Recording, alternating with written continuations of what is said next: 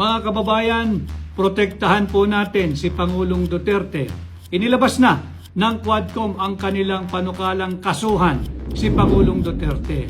Wala pong basihan, wala pong kaso si Pangulong Duterte. Ito ay hindi na ayon sa kultura nating mga Pilipino.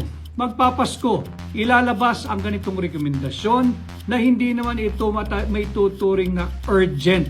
Subalit makikita yung kanilang plano, yung Oplan Torpedo, na wag nang bigyan ng masayang Pasko si Pangulong Duterte at ang kanyang pamilya.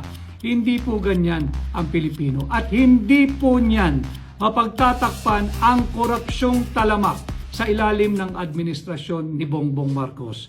Protektahan po natin si Pangulong Duterte.